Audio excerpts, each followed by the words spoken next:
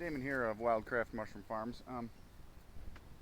Let me give you a quick show of sort of the evolution of my outdoor fruiting chamber here.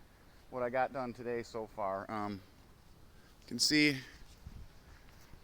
we got a nice, big, clear polystyrene tarp that I got from Uline. That's 4 milliliter. I figured 4 milliliter would be enough to be tough enough to kind of handle the weathering and stuff. The idea here is because fruiting oyster mushrooms off a substrate outdoors can be tricky because bugs like to get into it, into the log itself, and sort of chew on the mycelium as it's growing, or you can have real bad bug problems with oyster mushrooms, just the fruit when you're letting them fruit. So the idea here is I got this tarp up, and that'll keep the humidity in. And supposedly today, according to tracking, my bug netting will be here, and then I'm just going to seal up each end with bug netting. And the breeze coming through here, usually the breeze is coming from the south because there's a hill and stuff behind us, and so the breeze coming through will help give enough aeration. There's a couple of plants in there. You can see a little tree, some Japanese knotweed, some grass and stuff, and that'll produce oxygen for the mushrooms too. But how I'm weighing it down is you can see I got my substrate blocks that I'm weighing it down with out here. Now, bugs can't get into these because the bag itself, I don't punch holes in it because the bag itself breathes.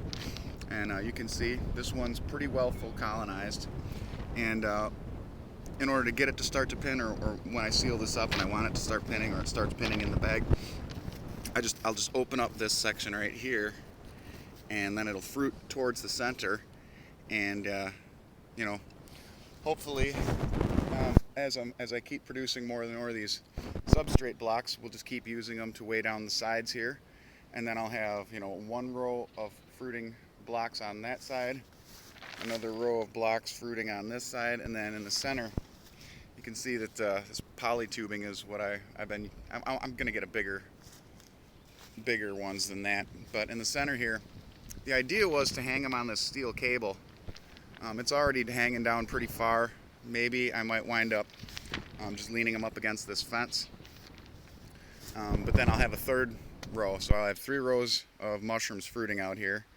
And then this wood chip bed right here is sort of a failed shiitake experiment. These are oak chips, and I thought I would try to knock them up with shiitakes last summer.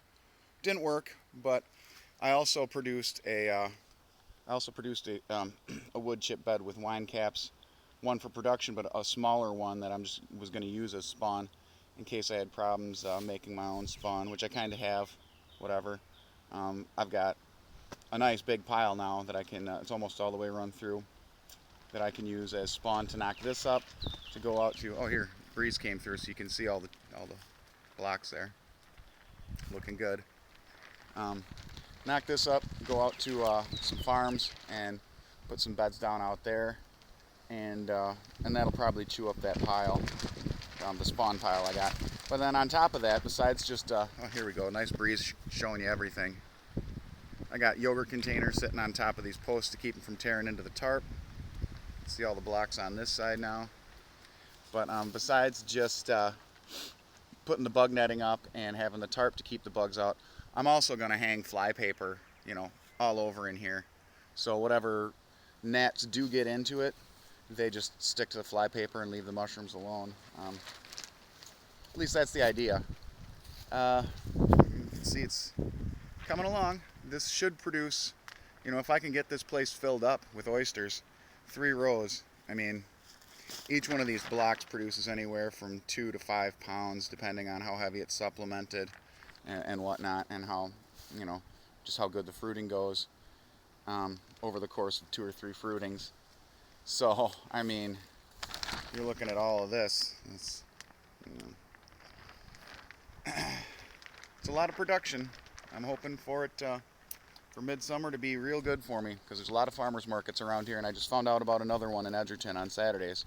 So with any luck this summer I can quit my slave job and next fall move into a larger indoor fruiting facility and just keep rolling with it.